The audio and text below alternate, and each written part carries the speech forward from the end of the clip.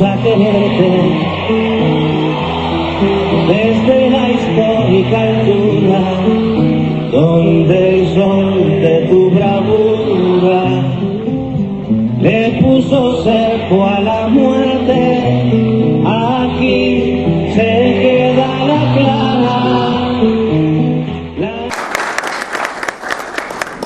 Saludos para todos y todas.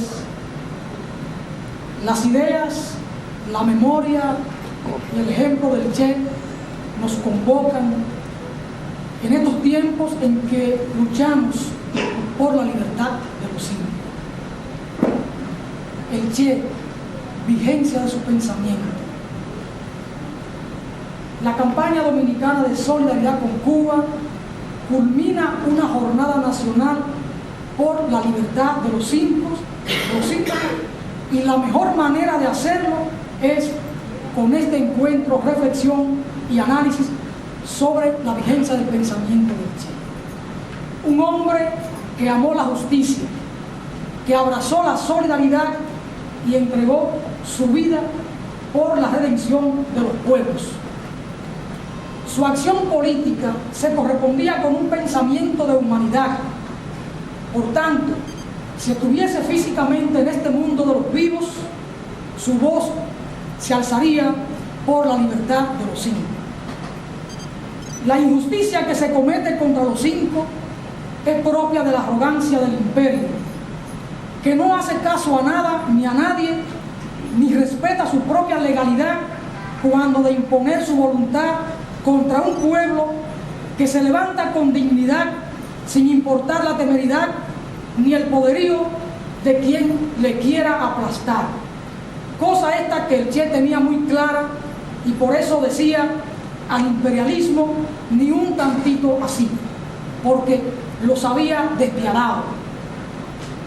Hemos invitado para estas reflexiones a un intelectual comprometido, conocedor del pensamiento trascendente del Che, de modo que en este 47 aniversario de su asesinato no pasemos por alto su memoria y su ejemplo, y que nos sirva de marco para seguir clamando libertad para Gerardo Hernández, Ramón Labañino y Antonio Guerrero.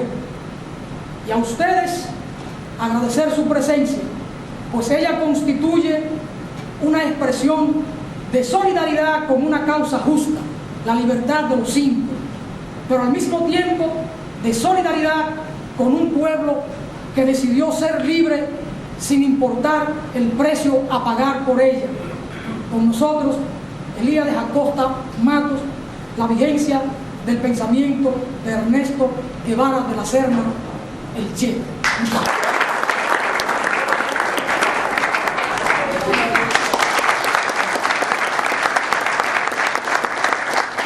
En primer lugar, disculparnos por la tardanza en llegar, porque estábamos presentando en el Archivo General de la Nación, que ha organizado una feria del libro de historia que va a mantenerse hasta el domingo, y que los invitamos realmente porque vale la pena, no solamente por la calidad de los libros que se están presentando, sino también, por ejemplo, hoy se conmemora un aniversario más del inicio de la gesta independentista cubana. El equivalente en Cuba se llama el grito en el Cerro de Capotillo. Pero la guerra de independencia de Cuba y eso que sucedió allí no hubiese podido ser posible sin la guerra de la restauración. En la guerra fíjense, además lo extraordinario del hecho, aquí pelearon del lado español, en Cuba pelearon contra España y del lado cubano. Y no solo eso, sino que enseñaron a pelear a los cubanos. Entre ese grupo hay 29, específicamente desde mariscales a sargentos de grado, que son ubicados en un triángulo para España fatal, que es el triángulo donde estaba la conspiración. El triángulo formado por las ciudades de Manzanillo, Bayamo, Santiago de Cuba.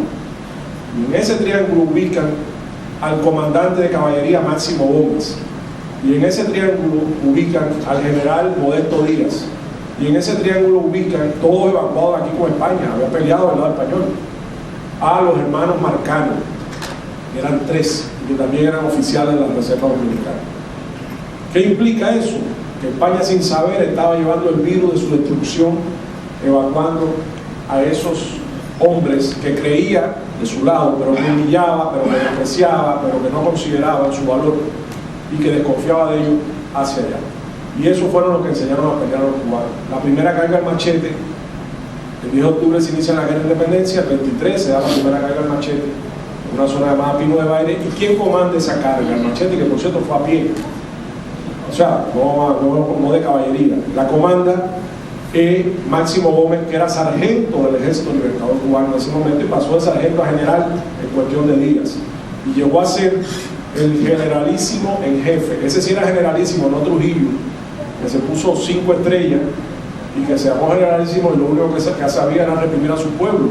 Máximo Gómez peleó en Cuba 30 años y derrotó a la flor y nata del ejército español, al mayor ejército español que jamás cruzó el Atlántico, 250.000 hombres, más contra los que luchó Bolívar, en una pequeña islita, rodeado, con trochas militares que la cruzaban de un lado a otro. Y por eso fue llamado por Bosch el Napoleón de la guerrilla. Y enseñó a los cubanos a pelear, y los cubanos al final obtuvieron su independencia, no de la forma que hubiéramos querido, porque entraron los americanos en el escenario de la política cubana, pero nos permitió luego construir una república con muchos defectos que terminó la revolución cubana. Se entrelaza también con Cayo Confite, lo que ahorita hemos hablado. Bueno, Fidel fue expedicionario de Confite, y en ese pedacito pequeño de tierra estuvo junto con Bosch, junto con Pedro Mil, junto con Mauricio Báez, compartiendo las vicisitudes de una expedición que por desgracia no pudo venir, porque Trujillo logró, mediante sobornos, que el general Genovevo Pérez Dámela, el jefe del ejército cubano, aceptara por varios millones de dólares frustrar la expedición y darle un golpe de estado al gobierno de Ramón Grau San Martín, que estaba apoyando la expedición. Fíjense cómo se entrelaza, incluso a veces hasta en el dolor y la desgracia se entrelaza, porque aquí se ha mencionado el crimen de Barbados del 6 de octubre del año 76, que fue cuando un avión de Cubana Aviación fue derribado por una bomba en pleno vuelo, muriendo 73 personas. Bueno, ese crimen, lamentablemente, y no es para vergüenza del pueblo dominicano que no tuvo que ver con eso, pero ese crimen se fraguó aquí en Bonao, se fraguó en un bungalow de la Falcon Bridge, se fraguó siendo anfitrión Sacha Bollman, un agente CIA que había sido asesor de Bosch y que había trabajado precisamente penetrando y dando información de Bosch, quizás en el gobierno de Bosch unos 7 meses nada más. Y que ese Sacha Bollman fue el anfitrión de una reunión de respuesta de los Estados Unidos a Cuba, porque Cuba había enviado tropas a Angola y lo había desafiado de nuevo en la arena internacional. Entonces, como represalia a esa actitud de Cuba, ya que no podía invadir, aunque en estos días se ha conocido por documentos desclasificados recientes, que lo publicó el Archivo de Seguridad Nacional, que es una institución no del gobierno, sino que se encarga de desclasificar documentos, salió a flote que a partir de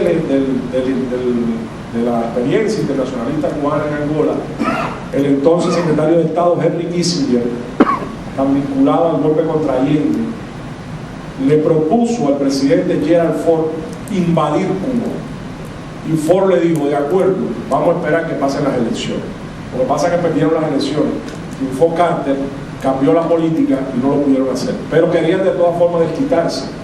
Que organizaron aquí en Bonao, en ese bungalow, una reunión con los principales líderes de la derecha fascista cubana. O sea, todo emigrante cubano no es contrarrevolucionario. Y aún entre los contrarrevolucionarios todos no son fascistas. Pero esta era la derecha fascista cubana.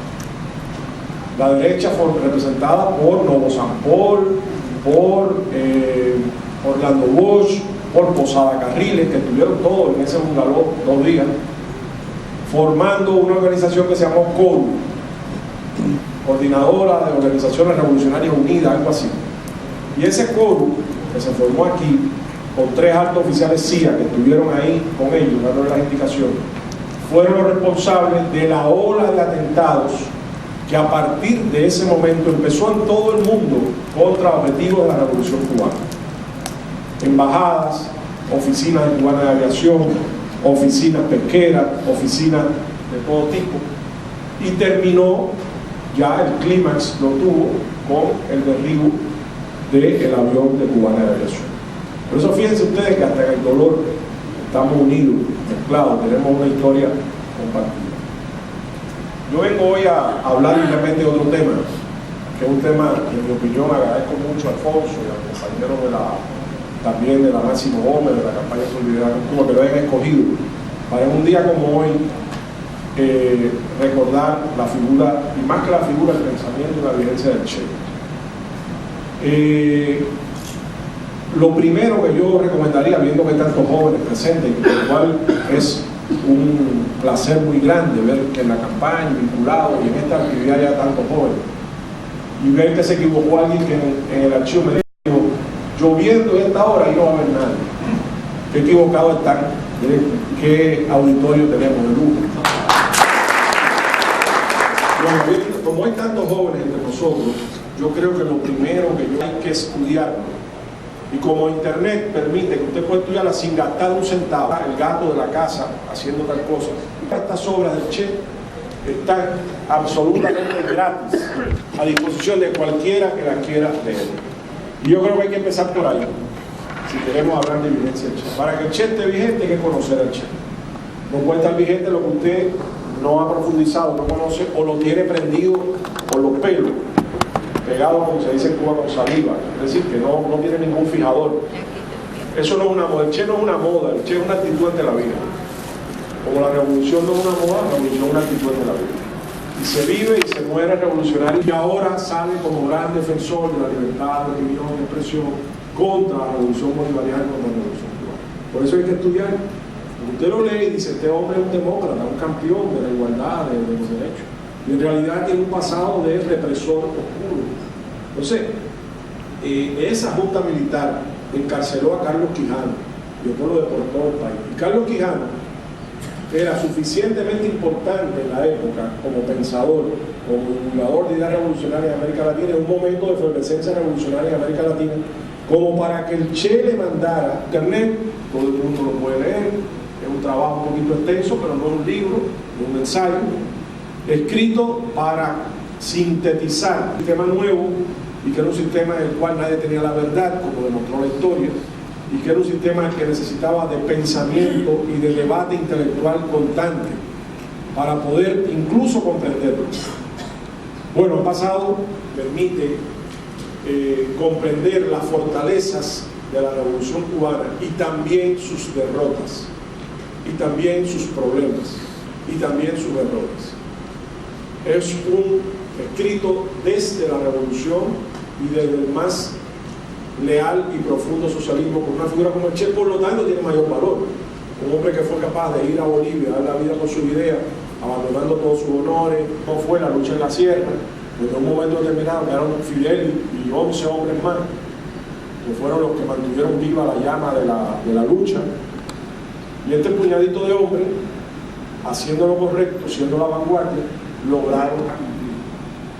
Pero que el gran desafío que tiene el socialismo es que ese entusiasmo y esa capacidad de sacrificio se mantenga en momentos no heroicos, los momentos normales de trabajo. Y ahí es donde está un dilema que aún no ha resuelto el socialismo. No nos engañemos. Aún el socialismo no ha resuelto. O sea, cómo a través del trabajo político, ideológico, del ejemplo personal, de saber interpretar las necesidades y aspiraciones del pueblo en cada momento de su desarrollo, cómo hacer que salga del hombre lo mejor del hombre, pero todo el tiempo y sin necesidad de que se le pida, ni se le exige, ni se le presione, como un acto de libertad y de conciencia. O sea, cómo hacer que el trabajador produzca en sus 8 horas de trabajo, cómo hacer que el vecino de un barrio tenga una conducta acorde con esa actitud sin necesidad de reprimir, ni que tenga miedo que si yo paso la raya viene la policía y me reprime. Cómo hacer que yo cumpla con todos los deberes sociales que tiene un ser humano y que tienen que ser multifacéticos, pero que salga de mí, que yo me sienta inspirado a hacerlo todo el tiempo y no solo cuando hay una amenaza exterior contra la revolución o contra el país. Ese dilema ya lo apuntó el Che en el 65, en esta obra, y es un dilema, compañeros, que hay que decir con toda honestidad, no resuelto. O sea, Cuba ha aportado atisbos de solución, por ejemplo, las misiones internacionalistas de Cuba, más que beneficiar a los pueblos que se fue a ayudar, beneficiaron al pueblo cubano y a la revolución cubana.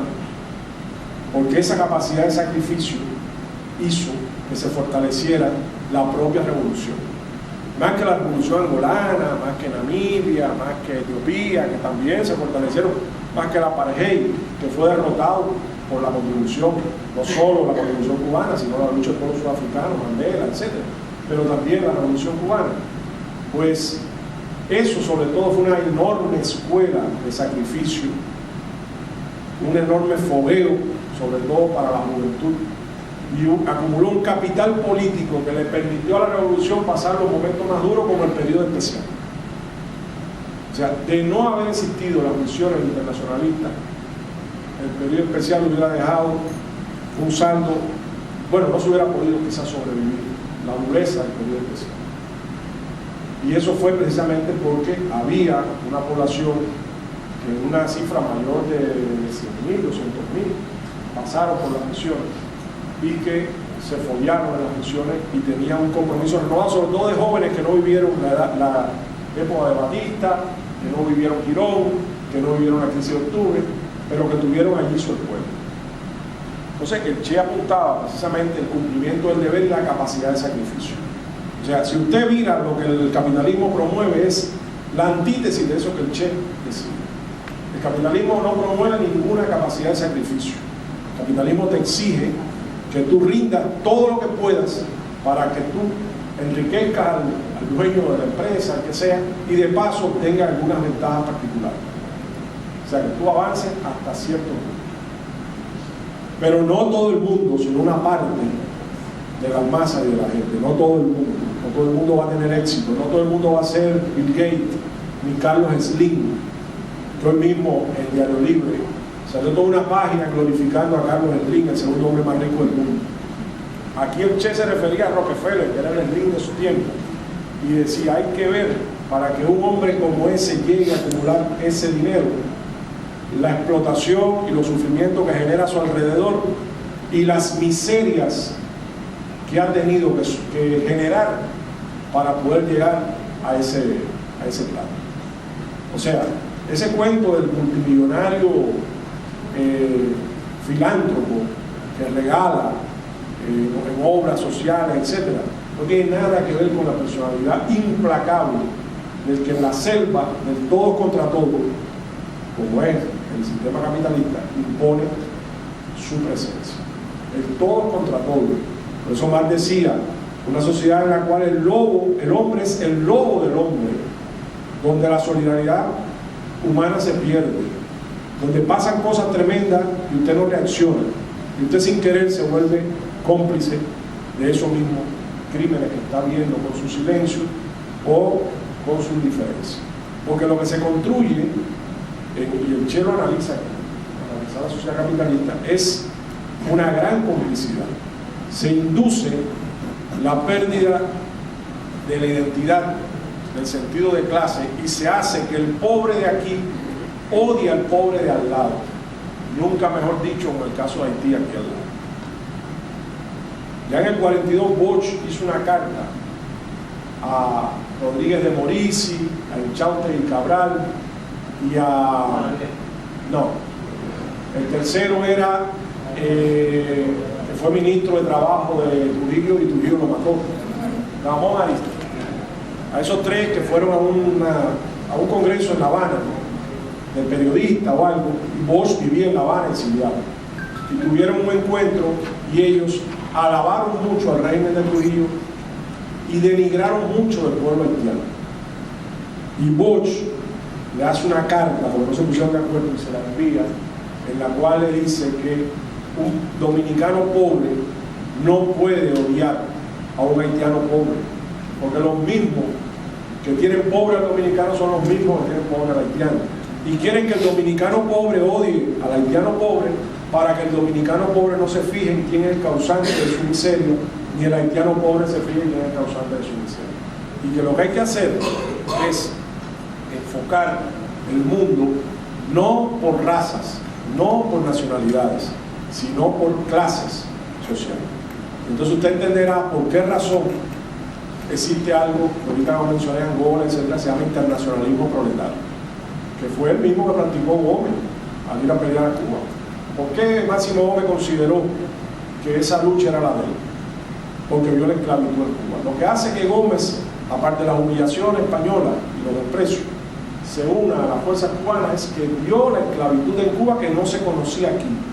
Y cuando él vio, Gómez era blanco, barilejo, cuando él vio, y de una familia humilde, pero bueno, hoy se presentó en el archivo un libro en la mañana que se llama de Fray Cipriano de Utrera, que se llama La familia de Máximo Gómez, donde demuestra que Gómez estaba emparentado con una serie de familias muy importantes de este país y también de España.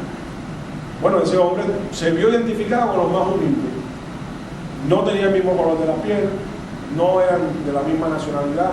¿Y por qué sintió en su mejilla, como diría luego Camilo, creo que fue Camilo que dijo, sentir en la mejilla el golpe que sea en la mejilla de otro hombre? Fue el Che, ok. Bueno, pues el Che dijo sentir en la mejilla el golpe dado en la mejilla de otro hombre en cualquier parte del mundo. Ya ahí se notaba que Gómez identificó quiénes eran sus compañeros y quiénes eran sus enemigos. Y no se basó ni en la piel, ni en la nacionalidad, ni en la riqueza, se basó realmente en otros mecanismos como los que hemos hablado aquí. Yo creo que también al identificar en este trabajo lo que tiene por masa, es una palabra que ahora, pero por usar, como le puedo usar imperialismo, hay una serie de palabras que no son políticamente correctas. Es decir, que usted lo critica si la usa, pero aquí no había nada despectivo al decir la palabra masa. Aquí la palabra masa está planteada en cuanto a mayorías. La masa es la mayoría. Bueno, pues cuando el Che habla de masa, dice que la masa en revolución aprende mucho en muy corto tiempo.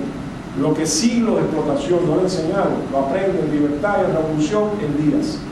Por eso es que aquí, por ejemplo, la Revolución de Abril, en unos días, cambió la imagen y el pensamiento de este país. Y por eso es que el gobierno de Bosch, en 7 meses, logró cambiar un grupo de conceptos que, por eso también es la Revolución de Abril. De qué es el Estado, qué es un funcionario público, qué se debe hacer con los dineros públicos, qué hacer con la demanda de la población, a quién atender, etc. Entonces, cuando el Che hablaba de las masas, digo, bueno, las masas siguen al líder, generalmente Fidel o la plana mayor de la revolución. Y las masas generan un entusiasmo. ¿Y por qué lo siguen? No porque los engañen, lo siguen porque ese hombre o ese grupo de vanguardia ha sido capaz de interpretar a cabalidad los intereses y necesidades de esa masa y de cumplir las promesas que le hace. En el momento en punto en que ese líder o ese grupo dirigente deje de entender, comprender, encarnar y honrar las promesas que se le han hecho a las masas, el entusiasmo baja o desaparece. Y dice aquí, en el año 62, aquí en Cuba, en medio de la revolución, cuando se dio el fenómeno que se llamó en la política cubana de la revolución la microfracción, Aníbal Escalante, otros líderes que venían del Partido Socialista Popular, que cambiaron la línea un poco dogmática y se apartaron de las masas. Dice el Che, el entusiasmo de las masas bajó. Y cuando el entusiasmo de las masas baja, dice el Che, y voy a citar textual, es el momento de rectificar. Es el momento de rectificar. Fíjense qué interesante. Las masas tienen la razón. Y la razón de ser de una revolución y de sus líderes es escuchar con el oído pegado a la tierra el sentir de la masa. Cuando dice el Che humildemente rectificar, un líder como él dice, señores, si las masas han perdido entusiasmo, hay que rectificar. Y hay que rectificar. Yo creo que es una gran enseñanza de la revolución cubana, y donde la revolución ha tenido éxito ha sido porque se ha pegado a ese principio, y donde no lo ha tenido ha sido porque ha apartado momentáneamente o no ha cumplido a cabalidad ese principio. Es decir, donde el entusiasmo ha bajado, donde la gente no tiene la misma capacidad de sacrificio, donde la gente no tiene el mismo apego al cumplimiento del deber, algo pasa. y hay que rectificar. Bueno, Fidel ha protagonizado varios procesos de rectificación de errores en Cuba. Varios procesos. Y yo creo que la revolución es eso, rectificar constantemente, crear. El Che usa aquí todo el tiempo la palabra creación. La revolución es creación. La revolución es audacia. La revolución es espíritu creativo. Porque nadie puede dar lecciones de qué es el socialismo ni cómo se construye. Es una sociedad nueva que está todavía formándose, que no tiene un rostro definitivo y que además en los últimos tiempos, a partir del 91, con la desaparición de la URSS y del proyecto socialista de Europa del Este, o sea, de Europa del Este oriental, entran en juego una serie de factores que ponen en entredicho la propia forma de construir el socialismo. La propia forma de construir el socialismo y los mecanismos de construcción del socialismo. Entonces, como unos vieron cuando cae la URSS la debacle final, otros, los optimistas, dijeron, ahora somos, y entre ellos estaba Fidel, ahora somos más libres que nunca para construir el socialismo. Porque ahora tenemos más posibilidad de crear nosotros, sin necesidad, a veces, de por solidaridad con los demás, no desplegar toda nuestra creatividad y nuestra crítica. Porque eso también es importante. El Che todo el tiempo aquí en su trabajo habla de la crítica. Habla de la necesidad de criticar, de polemizar, de discutir. Incluso hay un documento interesante vinculado con el socialismo y el hombre en Cuba que se llama Para un diálogo inconcluso sobre el socialismo y el hombre en Cuba, que es una carta que le manda al Che 2 meses después de publicado este texto, el muy importante intelectual cubano, el presidente de Casa de las Américas, Roberto Fernández Retamar. Por casualidad de la vida, Retamar, pero bueno, tengo que decir dónde el Che escribió y cuándo el socialismo y el hombre en Cuba. El Che escribió El socialismo y el hombre en Cuba tras el fracaso del intento internacionalista de ayudar al pueblo del Congo en su lucha contra el colonialismo. O sea, con la fuerza guerrillera del Congo estuvo el Che y estuvo un grupo importante de oficiales. Y hace unos años salió publicado en Cuba el diario del Che en el Congo, que empieza con estas palabras geniales que solo un autocrítico como el Che con su autoridad moral podía escribir. Esta es la historia de un fracaso. No porque estuvieran equivocados los revolucionarios cubanos que fueron allí a ayudar, sino porque no estaban creadas las condiciones. Culturalmente, históricamente, desde cualquier punto de vista, ese pueblo no tenía el nivel que tuvo con todo su atraso, el pueblo cubano que hizo la revolución, o el pueblo, cualquier pueblo de América Latina. Ahí había unos problemas tales, como dice el Che, nosotros vinimos a cubanizar a los congolizando a los cubanos. Es decir, indisciplina, falta de cumplimiento del deber, etc. Y terminó aquello que se aconsejó salir de allí porque eso no tenía solución. Iban a morir todos estérilmente en algo que no iba a aportar nada a la revolución, ni al Congo, ni a la revolución mundial. Cuando él se retira, él va hacia Praga, Checoslovaquia, de incógnito, en secreto. Y cuando va a Praga, allí, donde está en una casa de descanso, con su esposa, Aleida Marx, que de Cuba, va a acompañarlo allá. En esos días, en vez de estar durmiendo o tomando unos tragos o disfrutando, que lo hizo seguramente, porque hay tiempo para todo bajo el sol, escribió El socialismo y el hombre en Cuba.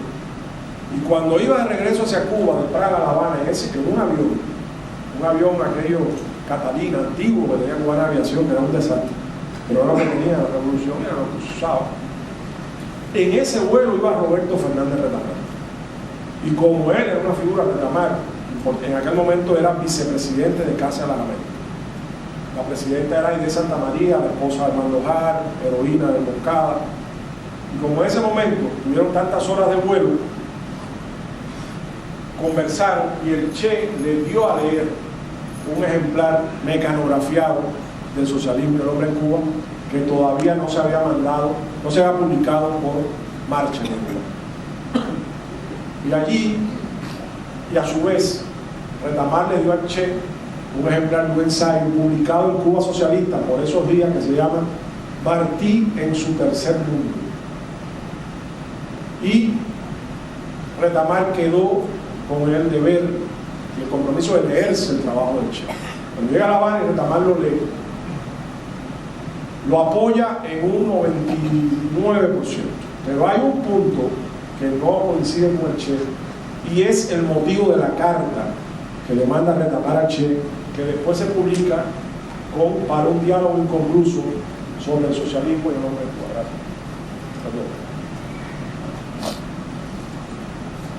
Y en esa carta le dice Retamar al Che, por cierto, carta que nunca el Che leyó, porque al mes siguiente de llegar a Cuba, después de la experiencia del Congo, cuando también cualquiera hubiera pensado va a descansar, va a disfrutar, al mes siguiente partió para la experiencia internacionalista en Bolivia, donde murió. O sea que el Che no tuvo tiempo de leer esta carta de Retamar. En esta carta, Retamar le dice, yo cuando viajábamos, yo le dije, bueno, si yo no estoy de acuerdo con algún planteamiento suyo,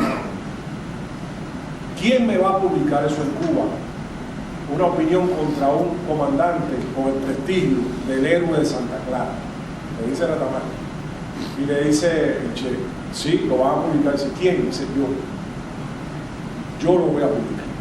Mándamela, que precisamente por tú tener opiniones divergentes, yo me voy a encargar de publicarla. Aquí hay unos fragmentos, esta carta también está en internet, la pueden bajar y leer con calma, que vale la pena.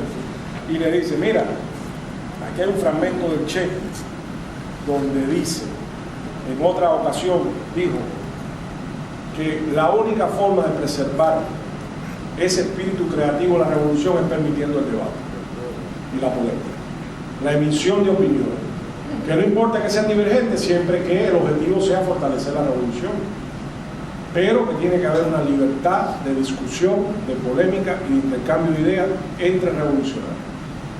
Cuando la revolución ha sido más fuerte en Cuba es porque se ha pegado a ese principio, y cuando se ha debilitado es porque se ha alejado de ese principio.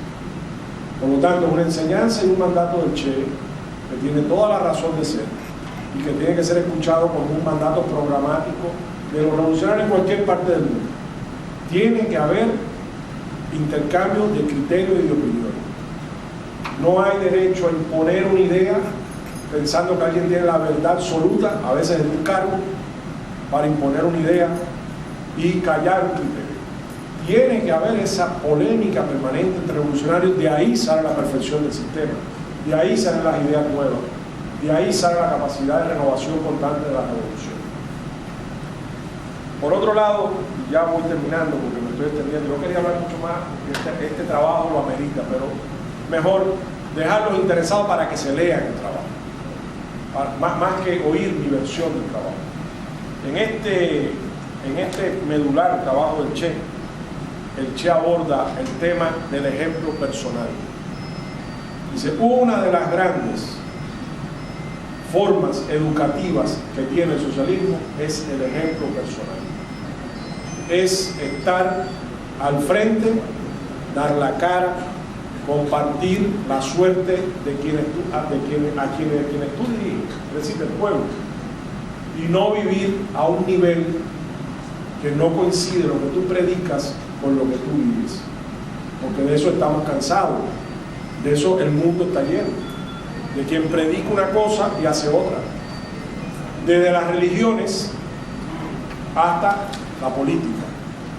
Entonces, ¿qué de nuevo podría tener el socialismo si los dirigentes de la revolución no son ejemplos y no son los primeros en sacrificarse y en dar el ejemplo personal a los demás? Y por eso habla de uno de los mecanismos que es el trabajo voluntario. El trabajo voluntario, el trabajo que no se paga. Ustedes saben que el capitalismo es especialista en pagar, en sobornar, pero en cobrar también. Sobre todo cobra con creces. Te paga bien, pero te cobra el triple. No solo por los porcientos de los bancos, que son abusivos, y no solo por los impuestos, que son abusivos, sino te paga porque te obliga a callar, te obliga a aceptar, te obliga a acatar, y te obliga a no rebelarte, a no pronunciarte y a no externar lo que tú piensas o tú crees sobre algo. ¿Cuántas veces hemos oído, yo tengo una opinión, pero no quiero perder mi trabajo? Yo tengo una opinión, pero no quiero que el jefe me vea mal. Yo tengo un criterio sobre esto, pero puede que le caiga mal al dueño y por eso me callo. Bueno, ahora mismo con lo de Gaza hubo mucha gente que la despidieron. En Estados Unidos, profesores que sacaron de su puesto, de su cátedra, porque se opusieron públicamente al genocidio de Gaza. Es un sistema que dice que es el más libre, el más libertario, el más respetuoso de los derechos y reprime constantemente. Y reprime la libertad constantemente. Entonces, por eso es que el Che decía, el trabajo voluntario, el que no me pagan y lo hago por el bien social. Bueno, el trabajo voluntario existe donde quiera, aquí mismo, si es necesario. Ahora 11 niños murieron en el hospital Rey Cabral. Ha conmocionado a la sociedad, ya se sabe que hay negligencia, etc. Bien, si mañana, bueno, ya los peloteros del Licey van a dar un juego voluntario para ayudar al hospital. Hermoso gesto, uno de los niños salían una bandera del Licey en un periódico y eso los ha motivado. Eso es un hermoso gesto, porque el deporte muchas veces también entra en el plano del soborno. O sea, yo te pago, si tú coges una medalla te pago tanto, si tú logras esto te doy esto, te doy lo otro. Y se pierde la esencia de esas actividades que son realmente para el bien del hombre, sin ningún mercantilismo. Entonces los peloteros del Licey van a hacer un juego de pelota para recaudar fondos. Si al pueblo dominicano dice, mire, el problema del sacrificio de los niños, estos niños no murieron, depende de que nosotros no hay para pagar, pero para construir un hospital y lo que sea, mucha gente va a dar su aporte. Porque es un pueblo noble, es un pueblo sacrificado y es un pueblo que no le han podido quitar, ustedes son un ejemplo, la llama de la solidaridad por dentro. Ahora eso, que es algo esporádico quizás para algunos, el Che decía que el socialismo tiene que ser una constante. Cuando usted no piense nada más en cuánto me vas a pagar o cuánto me lo voy a recibir por un trabajo, sino qué le voy yo a aportar a la sociedad. Dicho sea de paso, ahorita hablamos del ejército Mambí, uno de los pocos ejércitos del mundo que perdió 30 años sin recibir salario. Como en Washington, en la revolución de las 13 colonias, cuando se quedó sin dinero, el ejército iba a desertar. Y de La Habana tuvieron que hacer una colecta a las damas habaneras, su joya de dinero, y mandarle enseguida un fondo para que el ejército del Potomac, el glorioso ejército del Potomac, no se fuera para su casa porque no había pago. Y los pobres mambises, negros, mulatos, chinos, indios, los pobres tercermundistas mambises pelearon 30 años sin cobrar un centavo, ni oficiales, ni Gómez, que era el jefe, ni el más humilde soldado. Bueno, es un ejemplo de trabajo voluntario precursor. Y además con el sacrificio de tu vida, porque estaba combatiendo, podía morir. Entonces, ¿qué es lo que está diciendo el Che? Hay que educar a la gente que todo no es dinero. Es verdad que hay que vivir, y es verdad que el dinero facilita cosas, pero todo no puede ser el dinero. Es una actitud nueva ante la vida. Y caemos en algo que el Che fue el arquitecto y el artífice, el hombre nuevo. Una sociedad nueva requiere de un hombre nuevo.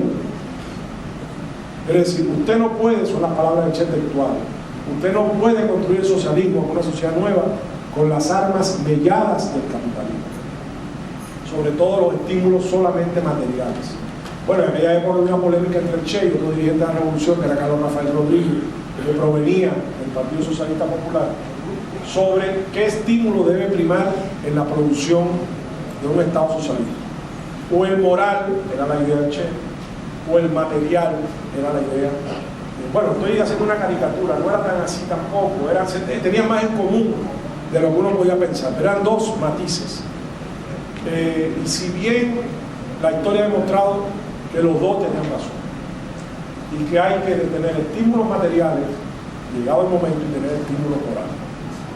Ahora, lo que no puede ocurrir es que los estímulos materiales se traguen la conciencia de quien lucha por una sociedad nueva. Y como forma de equilibrar, se habla, bueno, hay estímulos materiales, pero el trabajo voluntario me permite equilibrarlo. Porque ahí no hay estímulo material, pero sí hay una satisfacción moral de trabajar por el bien común.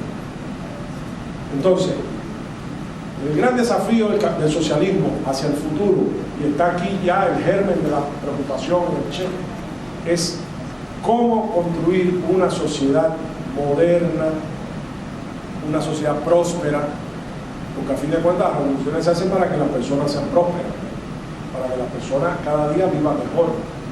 Marx lo decía, la satisfacción de las necesidades crecientes del hombre, crecientes. Y una de las cosas que hace la vida mejor es tener acceso a los adelantos de tu época. O sea, en una época de celulares, en una época de computadora, yo no puedo pretender que tú te conformes con tener que dar la clase con una pizarra cuando hay un data show que me facilita imágenes, sonidos, etc.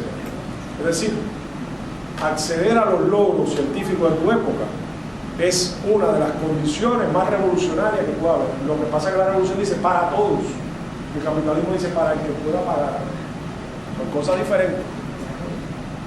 Entonces, esa prosperidad necesaria y el horizonte por el que se lucha para que la gente sea feliz, ¿para qué se lucha? ¿Para qué se hace una revolución? ¿Para qué se sacrifican las masas? ¿Para qué la gente a veces deja la vida en el camino? Para que todos sean felices, no un grupito. Entonces, en ese enfoque cabe la necesidad de buscar ese equilibrio entre lo material y lo espiritual. Y ese es un gran desafío que todavía el socialismo no ha resuelto. Se acerca, hay atismos. Por ejemplo, la experiencia china, vietnamita, tiene atismos de cómo mejorar el nivel de vida de las masas, de la población. Pero a su vez tiene entonces aspectos negativos que hay que atender. Cómo empieza a surgir el olvido de esos ideales, empieza a surgir el acomodamiento, empieza a surgir la ambición, empieza a surgir la pérdida de identidad nacional, empieza a surgir el consumismo, porque tú descuidaste entonces lo moral, la conciencia, lo espiritual. Y ahí estaría un reto creativo para el socialismo aún no resuelto. O sea, cómo conjugar la necesidad de la elevación cotidiana ascendente del nivel de vida con la preservación de la conciencia, con la preservación de los mejores ideales del hombre y apartando las tendencias negativas como son el consumismo, el egoísmo, etc. Entonces eso, el Che lanzó al ruedo la duda, la pregunta, la indagación. El Che tuvo una vida corta, lamentablemente, pero nos dejó la indicación, la orden de profundizar en esos problemas y de ahondar en esos problemas y de indagar esos problemas. Y más que eso, de buscar solución a esos problemas. Entonces ahí estaría un enorme reto y la enorme vigencia que tiene su uso. Más que por dar respuesta, que aquí él trata de sistematizar un grupo de respuestas de la experiencia socialista cubana. Todas no han aguantado la prueba del tiempo. Y qué bueno, que estamos vivos, los seres humanos no son dioses, no son perfectos. No todas han aguantado la prueba del tiempo de lo que plantea el Che, pero la mayoría sí.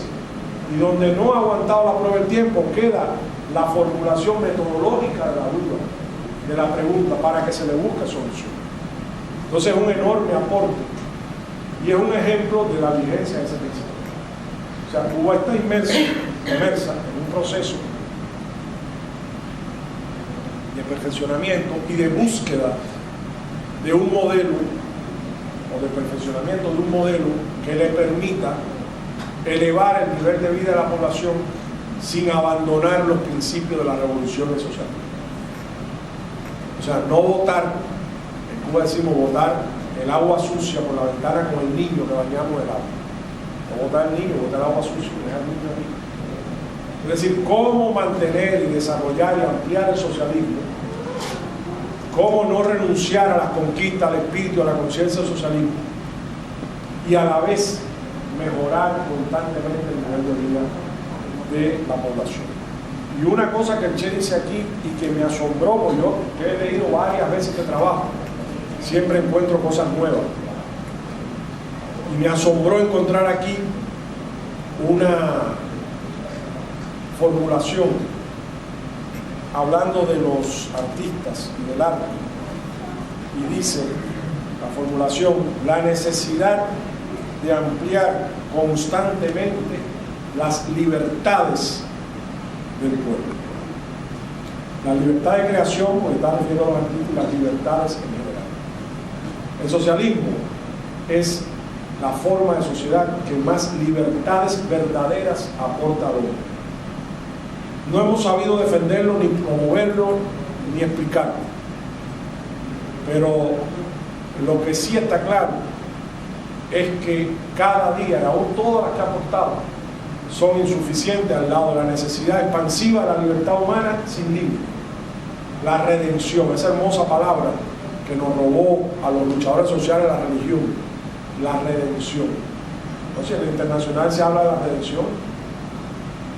La redención quiere decir no solo la liberación de un yugo social, sino la liberación de todos los defectos y lastres humanos, que es mucho más allá de cambiar un régimen o un tirano. Quiere decir cómo hacernos buenos siempre y para siempre. Cómo liberar lo que de bueno tiene el hombre, que la sociedad le va limitando o borrando. Cómo hacer que siempre nosotros tomemos buenas decisiones. Cómo hacer que no olvidemos al viejo, al pobre, al desamparado, a la mujer, al niño. Cómo hacer que el hombre no sea lobo del hombre, no sea violento, que por naturaleza tenga esa cultura que le permita tender a la paz, a la comprensión, en fin, a la convivencia humana. Entonces, esos son temas que están en el tapete de las sociedades y de lo que quiera transformar la sociedad. A veces he escuchado en el país, yo llevo viviendo aquí casi 5 años, a veces he escuchado una queja reiterada de que esto no tiene remedio, de que esto no hay quien lo cambie, de que esto está cada día peor, de que esto no hay quien lo soporte, de que estoy harto, etcétera, etcétera, etcétera. Bueno, es verdad en muchos aspectos, sin duda hay muchas contradicciones. Yo no me meto en política interna de este país, yo soy un visitante, no me compete a mí hacer política en el país. Yo hago política en general, la política en la filosófica, histórica, pero lo que sí le puedo decir es que así mismo se sentía el pueblo cubano antes de 1959, idénticamente. No creía en los partidos políticos, no creía en el Estado, no había líder. La gente empezó a olvidar la historia, la gente empezó a refugiarse en el mundo de los casinos, bueno, que podía, el mundo de la vida nocturna de La Habana, que era muy atractiva, bueno, todavía lo es, pero era mucho más atractiva porque era una cosa descomunal. La mafia estaba invirtiendo en La Habana mucho dinero, entre otros intereses. Refugiarse en lo banal, en lo comercial, etc. Había muchas formas de eludir la realidad. El pueblo cubano, que no es un pueblo especial, es un pueblo como todos los pueblos, con sus virtudes y sus defectos, supo encontrar su caminito y supo encontrar la solución a sus problemas. No tiene que ser esa la solución que tiene este país. Lo único que digo es que todos los pueblos tienen reservas morales. Ahora mismo con lo del rey Cabral, se ha dicho con razón, conmocionó a la sociedad, una sociedad que a veces uno piensa que a la gente no le interesa, no, lo conmocionó. La muerte de niños humildes, porque ahí van los niños humildes, conmocionó una sociedad a la cual a veces uno cree acostumbrada a la muerte, porque ya es tan frecuente la delincuencia, el hombre que mata a la mujer, el otro que se suicida, el por acá, todo es una cantidad que cae en barraje, que ya al final tú ves la noticia y le pasa por arriba como si fuera normal. Bueno, pues esos niños han hecho milagros, lamentablemente no debieron morir, de conmocionar a la sociedad. Bueno, eso demuestra que la sociedad tiene reservas morales y que tiene capacidad para plantearse su presente y su futuro y tiene mecanismos para hacerlo. Los maestros son importantísimos en toda la sociedad. Los maestros son esenciales para transmitir valores. Y fíjense, puede parecer que estamos hablando de más y que estamos hablando por gusto. Me dirijo ahora a los jóvenes. Este es el país que ustedes van a tener y van a dejar a sus hijos. Lo que no haga usted no lo va a hacer nadie. Eso es un deber para con ustedes, para con sus hijos y para con sus padres. Sencillo, tan sencillo como eso. Así que aquel que está en las nubes, aquel que está tirándole foto a Facebook, el selfie, todo eso está muy bien, nadie está en contra de eso. Pero a la par de eso leamos a Che, a la par de eso vayamos a Duarte, a la par de eso leamos a Martí, a la par de eso estudiemos la vida de Luperón, a la par de eso veamos la expedición de Constanza, Maimón, Esterondo, la lucha antitrujillista, la revolución del 65, el gobierno de Bosch, a Mirabel y tantos otros que eran tan jóvenes como ustedes, amaban la vida tanto como ustedes, pero supieron tomar una actitud de cara a su patria y a su futuro. Perdonen que me he extendido demasiado, hoy es viernes, un día también para otro, así que perdonen si me extendí y muchas gracias a vosotros.